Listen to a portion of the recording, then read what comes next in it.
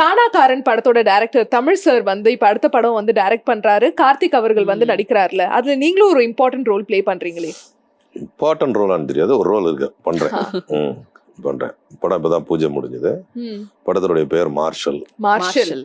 Wow, ஸ்டைலிஷா இருக்கு. ஆமா, நிறைய முக்கியமான நடிகர்களா நடிக்கிறாங்க. அதுல என்ன கேரக்டர் ஏதாவது கொஞ்சம் சொல்ல முடியுமா சார்? கேரக்டர் தெரியல எனக்கு, தெரியல, உண்மையிலே தெரியல.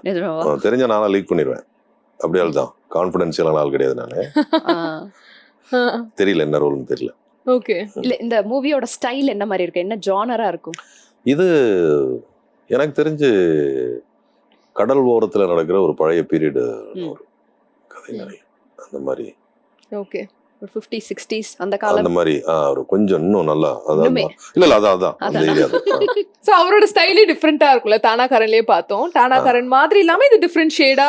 அவரு சார் வெற்றிமாறன் சாருடைய சிஷ்யன் தானே. சிஷ்யன், ஆமா. கொஞ்சம் ஆத்தென்டிக்கா இருக்கும் எல்லாமே. ஓகே. நம்ம சினிமாட்டிக்கா பேத்தணும்னு நினைக்க மாட்டாரு. நல்லா ஹார்ட் ஒர்க் பண்ணுவாரு, நிறைய ரிசர்ச் பண்ணி தான் பண்ணுவாரு.